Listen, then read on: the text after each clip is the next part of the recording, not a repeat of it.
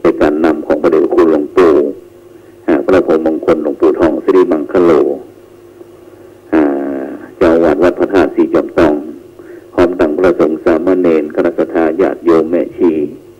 ก็ได้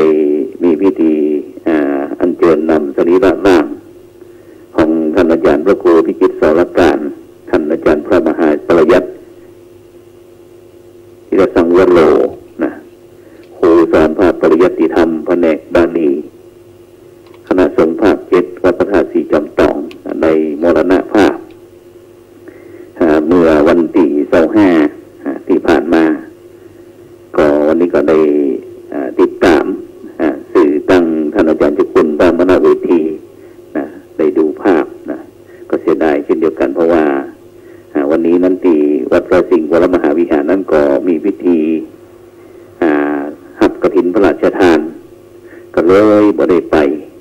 ไปห่วมทรงสการตามข่าวท่านอาจารย์พระมหาปริยัติวาพระครูพิจิตรสรการในนามสหธรรมนะก็ขอตั้งจิตอธิษฐานนะคือท่านอาจารย์พระครูพิจิตรสรการท่านอาจารย์พระมหาปริยัตินะไปสู่เมืองแก้วฟ้า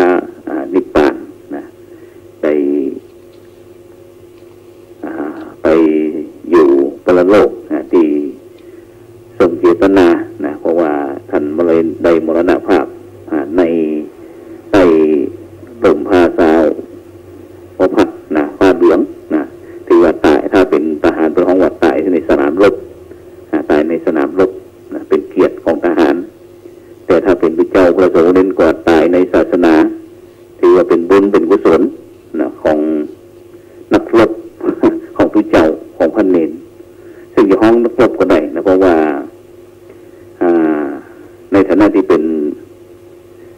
ศิษย์ตถาคตนะศาสนาทายาทที่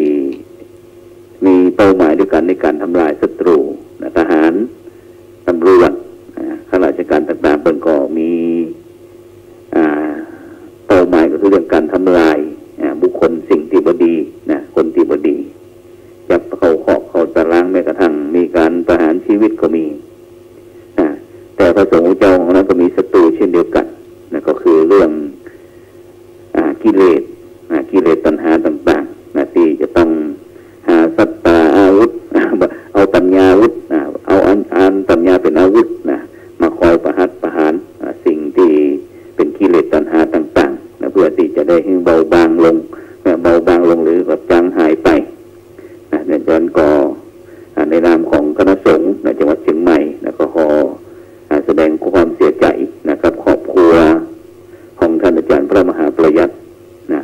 หรือว่าท่านอาจารย์พระครูพิจิตรสรการพร้อมทั้งคณะสงฆ์ในวัดพระธาตุสีจอมตองด้วยแล้วก็วันที่1ที่ผ่านมาก็เช่นเดียวกันที่วัดสันดอกพระอารามหลวงนะคณะสงฆ์คณะสัทธาวัดสันดอกพระอารามหลวงนั้นก็ได้สูญเสียนะพระมหาเถระรูปหนึ่งก็คือท่านอาจารย์พระครูสุนทรสังฆพินิจนะเสน่ห์ปาเมืองมูลนะอดีตผู้ช่วยเจ้าอาวาสนะวัดสันดอกอดีตผู้อำนวยการฝ่ายวิชาการมหาวิทยาลัยมหาจุฬาลงกรณราชวิทยาลัยเขตเชียงใหม่วัดสันดอกนะก็ได้มรณภาพโดยลงนะที่เมื่อวันที่25เช่นเดียวกันนะก็ไล่กับท่านอาจารย์พระครูพิจิตรสรการเช่นเดียวกันแล้วก็ได้มีวิธีการประกอบพิธีพระราชทานเพลิงศพที่สุสานประตูหายานะเมื่อวันที่1พฤศจิกายนที่ผ่านมานะซึ่งตัวผู้จัดเองนั้นก็ต้องเดินทางไปที่จังหวัดแพร่นะมีงานสำคัญนะเกี่ยวกับงานพระศาสนาเช่นเดียวกันที่สหธรรมมิตรไปจัดงานนะที่จังหวัดแพร่นะฉะนั้นก็หับปากปุ่นแต่แรกนะก็จะปุ่นใกล้ชิดนะไปมาหาสู่นะ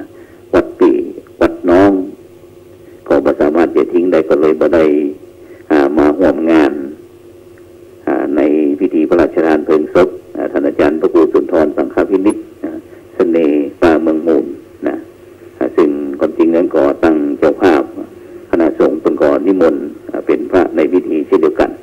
แต่ก็ติดศาสนากิจนะแต่ก็ก่อนนั้นก็ได้ไปร่วมตั้งแต่พิธีรดน้ำศพนะจัดการทุกสิ่งทุกอย่างนะถือว่าพระครูสุนทรสังฆพินิจก็ถือว่าเป็นน้องบ่าวลูกหนึ่งท่านอาจารย์มหาประวัติก็เช่นเดียวกันถือว่าเป็นน้องบ่าวหรือว่าเป็นสหธ ได้ร่วมการร่วมงานกันมานะซึ่งก็ขอแสดงความ เสียใจต่อผู้ที่มีส่วนเกี่ยวข้องนะเพราะว่าพอซ้ายพอขวาไปพอมาก็ใกล้เข้ามานะตอนนี้ก็หมู่น้องๆนุ่งๆก็ไปก่อนนะพอได้บอกว่าจะถึงคิวของผู้จัดเองแต่ก็บ่เป็นอย่างบนบอกว่านึกถึงความตายสบายนักนะมันรักโลงหักสงสารมันบ่อยากให้เขามืดโมหันอันตรการนะทำให้เขากล้าหาญหายสะดุ้งบ่กลัวเรื่องความตายแต่จะได้ก็ตามบรรดาท่านผู้ฟังทั้งหลายนะซึ่งเรื่องโดยเฉพาะช่วงนี้ก็ปลายฝนต้นหนาวนะทางภาคเหนือของเขานั้นก็อากาศก็เริ่มเข้ามาเย็นเข้ามาตอนเช้านั้นก็อาจจะหนาวสักน้อยหนึ่งนะฉะนั้นก็ควรจะดูแลเรื่องสุขภาพนะแล้วก็ออกกำลังกายด้วยโดยเฉพาะในชมรมบรรดาผู้สูงอายุต่างๆนะกลุ่มสวก็ควรจะไปออกกำลังกายนะแต่ก็ให้เหมาะสมกับวัยเช่นเดียวกันบรรดาท่านผู้ฟังทั้งหลายนะวันนี้ก็บอกว่าตั้งใจอยากจะมาอู้เรื่องบุญพิเศษในทางพระพุทธศาสนาบุญพิเศษที่ว่านี่ก็คือเรื่องการถวายผ้ากฐินทั้งที่เป็นส่วนประวัติความเป็นมาทั้งส่วนที่เป็นประเพณีแล้วก็เป็นอานิสงส์เพื่อที่จะเป็นเครื่องส่งเสริมคุณธรรมจริยธรรมเพิ่มพูนบุญกุศลปัญญานะให้แก่ท่านผู้ฟังทั้งหลายซึ่งในสมัยสมเด็จพระองค์สัมมาสัมพุทธเจ้านะพระพุทธองค์ได้เสด็จประทับณพระเชตวันมหาวิหารที่อนาถปิณฑิกะเศรษฐีนะได้สร้างที่ใกล้กรุงสาวัตถีทั้งนั้นก็มีภิกษุเจ้าเมืองปาตาหรือว่าปลาวาประมาณ30 รูปนะ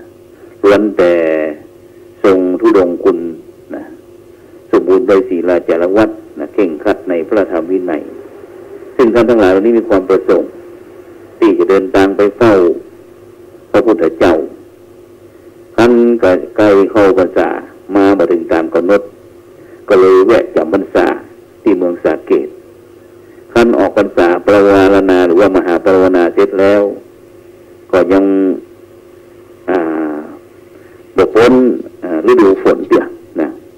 ก็เลยปากันลุยโคลนลุยฝนนะเพื่อที่จะเข้าเฝ้าพระพุทธเจ้าบอกว่าสบงบอกว่าจีวรนะอัฐบริขารต่างๆก็เปียกปอนนะตุยโคลนเลยน้ำซึ่งองค์พระสัมมาสัมพุทธเจ้าเมื่อพิจารณาหันความยากลำบากของเหล่าสาวกนั้นก็ถึงอนุญาตนะกฐินนัฏฐาวินัยกับว่าอนุชานามิภิกขเววัดสังพุทธานังภิกขุนังกฐินนังอัฏฐลิตุงนะอัฏฐกฐินะนังโวภิกขเวปัญจอนิสังสากัปปิสันตินะซึ่งแปลจากความว่าดูก่อนภิกษุทั้งหลายเฮาตถาคตอนุญาตภิกษุทั้งหลายผู้จำพรรษาแล้วการกฐินใดซึ่งภิกษุทั้งหลายท่านทั้งหลายที่การกฐินแล้วก็จักสำเร็จอานิสงส์5 ประการนะมีอานิสงส์ด้วยซึ่งในสมัยพุทธกาลก็ปรากฏว่าในตำนานว่ามีนางวิสาขามหาอุบาสิกาเป็นผู้ได้รับพระบรมพุทธานุญาตทอดกฐินเป็นคนแรกแก่ภิกษุเจ้าเมืองปาวา30 รูปนั้นตั้งแต่นั้นมาการทอดกฐินก็เป็นประเพณีนิยมที่พุทธศาสนิกชนทั้งหลายได้ปฏิบัติสืบกันต่อมาจนถึงปัจจุบันซึ่งการทำบุญทอดกฐินจะเป็นการละทานบรรดาท่านผู้ฟังทั้งหลายหรือว่าเป็นทานพิเศษกว่าทานทุกสิ่งทุกอย่างโดยจะเป็นการทอดผ้าป่าซึ่งมีศรัทธาก็จะทำได้ในทุกโอกาสบ่จำกัดเวลาแล้วก็จำนวนผู้เจ้าว่าจะมีต่อแม้ที่สุดสามเณรก็รับได้แต่การทอดกฐินนี้เป็นไปตามพระวินัยก็คือภิกษุผู้รับจะต้องมีจำนวนตั้งแต่5 รูปขึ้นไปภิกษุที่รับต้องอยู่จำพรรษาตลอดไตรมาสอวาสนั้นท่านจำกัดเวลาไว้ตั้งแต่แรม1 ค่ำเดือน11ตั้งแต่เข้าพรรษาบรรดาท่านผู้ฟังทั้งหลายจนถึง วันคืน15 ค่ำเพ็ญเดือน12นะเป็นเวลา1 เดือนนะหลังจากที่ออกพรรษานะฉะนั้นก็วันเพ็ญเดือน12น้ำจะน้องเต็มตลิ่งปีนี้ก็วันที่22ถ้าต้นนั้นบ่ใจกฐินนอกจากนี้ปีหนึ่งวัดหนึ่งจะทอดกฐินได้เพียงครั้งเดียวบอกว่าตั้งพระสงฆ์ในวัดนั้นจะรับกฐินได้เพียงครั้งเดียวต่ออันในส่วนผู้ที่ทอดกฐินท่านบ่ได้กล่าวจำกัดไว้ฉะนั้นผู้ทอดกฐินจะเป็นบรรพชิตก็ดีเป็นฆราวาสจายหรือว่าแม่หญิงก็ได้ทอดคนเดียวหรือจะเป็นคณะก็ได้เพราะว่าการทอดกฐินก่อให้เกิดพระอานิสงส์ดังแก่พระสงฆ์ผู้รับแล้วก็ทายกทายิกาผู้ทอดซึ่งในส่วนแห่งพระสงฆ์นั้นได้รับอานิสงส์5 ประการก็คือเที่ยวไปโดยในตระกูลบ่ได้ต้องบอกลาซึ่งตามพระเรียกไปไหนที่อื่นจากที่นิมนต์นั้นในเวลาก่อนหรือว่ากลับต้องบอกลาภิกษุที่อยู่ในวัดก่อนจึงไปได้ส่วนข้อที่2ว่าเที่ยวไปโดยไม่ต้องเอาไตรจีวรไปตุยตามพระที่วิสัยพระเจ้าอย่าไปแลมแก้มคืนที่ไหนนะที่ใดต้องเอาไตรจีวรผ้า3 อย่างนะสบงจีวรสังฆาตินะแล้วก็ฉันคณะโภชนะได้บ่ต้องเป็นอาบัติซึ่งตามปกติภิกษุถูกอาราธนาและออกชื่อโภชนะ5 อย่างใดอย่างหนึ่งถ้าหับของนั้นมาหรือว่าฉันของนั้นพร้อมกันทั้ง4 ลูกขึ้นไปจะต้องอาบัติปาจิตติในการกฐินแล้วคงอาบัตินี้ได้มีจีวรได้ต้องตามต้องการนะคือเก็บอดีตเลยจีวรไว้ได้บ่เป็นอาบัติแล้วก็จีวรลาภใดที่เกิดแก่สงฆ์ในวัดนั้นในวัดนั้นจีวรลาภนะจีวรลาภนะที่เกิดขึ้นนั้นจักเป็นของภิกษุทั้งหลายผู้ที่ได้การกฐินส่วนอานิสงส์นะ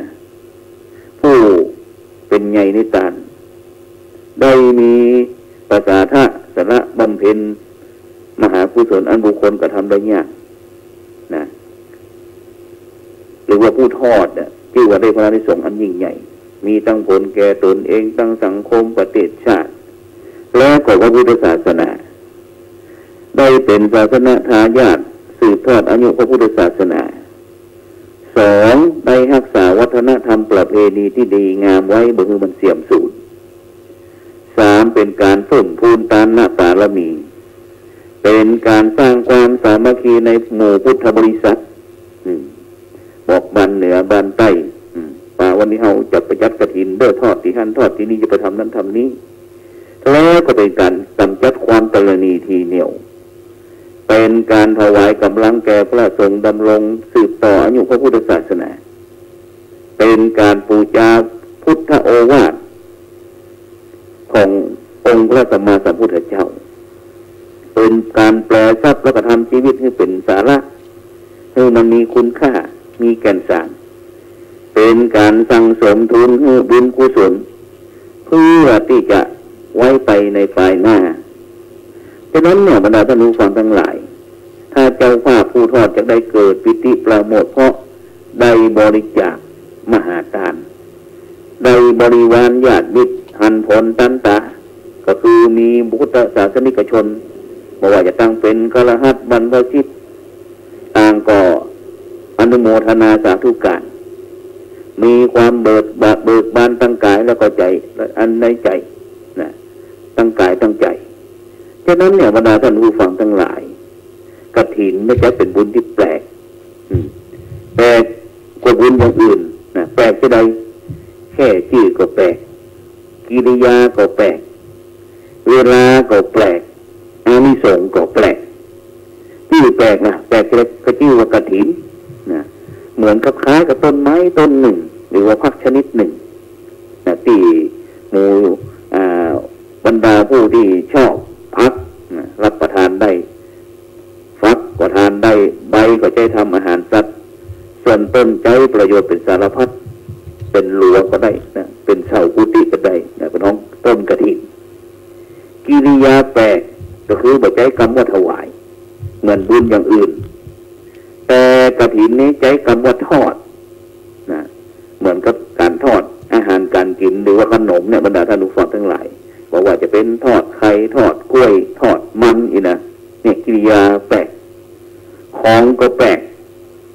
จะได้คือของที่เป็นแก่นเป็นประธานแท้ๆเนี่ยได้แก่ผ้าไตรจีวรส่วนที่นอนหมอนมุ้งรวมถึงปัจจัยล้วนเป็นส่วนแห่งบริวารกฐินทั้งสิ้นนะนี่คือของก็แปลกเวลาก็แปลกการทำบุญอย่างอื่นนะบอกว่าจะเป็นการทอดผ้าป่าถวายสังฆทานล้วนทอดแล้วก็ทำได้ตลอดทั้งปีบอกมีกำหนดหรือว่ากำกัดเวลาแต่การทอดกฐินเนี่ยจัดเป็นกาลทานก็คือกำหนดไว้เพียง1 เดือนต่ออันตั้งแต่แรม1 ค่ำเดือน11ก็คือออกพรรษานะวันหลังจากมหาปวารณาเสร็จเรียบร้อยแล้วสุดเขตคืน15 ค่ำเดือน12วันเพ็ญเดือน12เนี่ยยี่เป่งเขาแล้วนะนี่เวลาแปลกอานิสงส์ก็ซ้ำแปลกนะเวลาตามอย่างอื่นนี่ได้อานิสงส์เฉพาะตายกตาดีกาผู้ถวายผู้ตาต่ออันส่วนผู้รับหาได้อานิสงส์ด้วยบ่แม่นบ่ได้แต่กฐินเนี่ยอานิสงส์ทั้งผู้ฮือแล้วก็ผู้รับเป็นของว่าบุญยกกำลังสองเพราะนั้นเนี่ยบรรดาท่านผู้ฟังทั้งหลายตามอย่างอื่นไม่ว่าจะเป็นตายกตาดิกาเป็นผู้ทูลขอคือพระผู้มีพระภาคเจ้าทรงอนุญาตแต่กฐินพระพุทธเจ้าทรงอนุญาตโดยพระองค์เองนับว่าเป็นพุทธประสงค์ที่องค์พระสัมมาสัมพุทธเจ้าได้อนุญาตคือตัวเจ้าเนี่ยได้การกฐินได้นะอุปโลกกฐินแต่วันนี้ก็ที่วัดแต่เจ้านี่ไปที่วัดป้อนซ้อยที่อาจารย์วัดอาจารย์พระครูมีธรรมประยุทธ์ถือว่าท่านอาจารย์ยุทธเป็นก็บอกว่าแต่เจ้านี่ก็กฐินสามัคคีเช่นเดียวกันนะฉะนั้นในช่วงนี้ก็เป็นเทศกาลบรรดาท่านผู้ฟังทั้งหลายได้อ่านข้อความของท่านอาจารย์เจ้าคุณพระมหาวิธีบอกว่าดูก่อนคณะสัตยาญาติโยมทั้งหลายนะอย่ากลัวบุญเลยนะเพราะบุญเนี่ยเป็นชื่อของความดีฉะนั้นเนี่ยบรรดาท่านผู้ฟังทั้งหลายคำว่ากฐินเนี่ยนะซึ่งเป็นชื่อบุญชนิดพิเศษเนี่ยเป็นภาษาบาลีนะแต่นำมาฮ้องก็ใจจนกลายเป็นภาษาไทยไปโดยปริยายพออูถึงกฐินก็เป็นเข้าใจกฐินหรือกฐินนะคำเนี้ยเป็นชื่อไม้ชนิดหนึ่งซึ่งเป็นอุปกรณ์สำหรับขึงผ้าบรรดาพ่อบ้านแม่บ้านหรือว่าร้านค้าหรือแม่คนที่เย็บผ้าเนี่ยเป็นอย่างหูดีนะซึ่งใช้เป็นอุปกรณ์สำหรับขึงผ้าแต่ในปัจจุบันนี้อาจจะมีหลายรูปแบบนะมีแต่ก่อนเป็นห้องว่าสี่เหลี่ยมสำหรับขึงผ้าคือตึงเวลาเงียบทำจีวรเป็นห้องว่าไม้ชนิดว่าไม้สะดึงนะซึ่งวันนี้ก็เวลาใกล้จะหมดเวลาบรรดาท่านผู้ฟังทั้งหลายนะกำลังเรื่องกฐินมันนะเพราะว่าอยากจะบรรดาคณะสัตยาญาติโยมทายกทายิกาทั้งหลายนะพี่น้องที่นับถือพุทธศาสนาจะได้รู้ถึงความประวัติเรื่องราวของกฐินนะเพื่อที่เขาจะได้เข้าใจเวลาตานแล้วก็จะได้บุญกุศลแท้ๆนะฉะนั้นก็ติดตามมันพวกนี้กันแล้วกันเนาะเพราะว่าวันนี้ก็เวลาหมดเวลาจำเป็นที่ทำรายการไปก่อนวันพุธนี้ก็ปากันใหม่ฉะนั้นก็คืนนี้ก็คืนวันเสาร์นะวันเสาร์วันพุธนี้ก็เป็นวันติดนะอาทิตย์ก็ทางศูนย์ศึกษานะพระพุทธศาสนาวันอาทิตย์นะวัดพระสิงห์วรมหาวิหารวันพุธนี้ก็มีการเรียนการสอนตามปกตินะเพราะว่าเหลือเวลาวันนักละนะก็จะ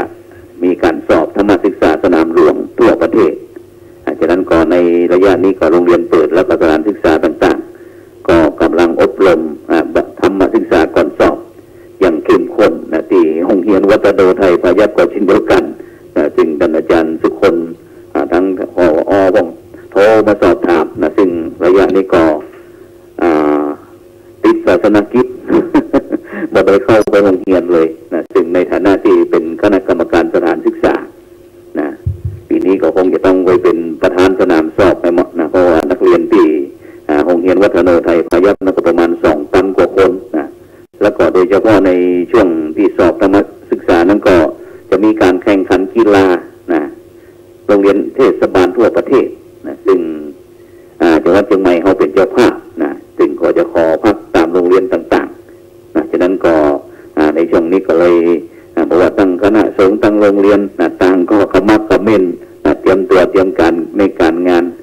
ถึงงานในพระพุทธศาสนาแล้วก็งานในสถานศึกษาแต่จะได้ก็ตามบรรดาท่านผู้ฟังทั้งหลายวันพุธนี้ก็นักเรียนนักศึกษาผู้ปกครองนักเรียนศูนย์ศึกษาพระพุทธศาสนาวันอาทิตย์ณวัดพระสิงห์วรมหาวิหารก็วันพุธนี้ก็มีการเรียนการสอนตามปกติตอนเจ้านั้นก็ทำกิจกรรมในภาคเจ้ามีการไหว้พระสมาทานศีลนะครับเจริญจิตภาวนาแล้วก็ฟังโอวาทจากพระสงฆ์พระอาจารย์เสร็จเรียบร้อยก็ได้เข้าสู่ห้องเรียนเพื่อที่จะเตรียมตัวอบรมธรรมศึกษาก่อนสอบต่อไปเสร็จแล้วก็จนกว่าพระ11 โมงครึ่งก็จะรับประทานอาหารกลางวันเสร็จแล้วก็เตรียมกึ่งแล้วก็เข้าภาคบ่ายเรียนเรื่องภาษาอังกฤษภาษาจีนภาษาญี่ปุ่นท่องหรือศิลปะการวาดเขียนจากนั้นก็ในค่ำคืนนี้เวลาหมดเว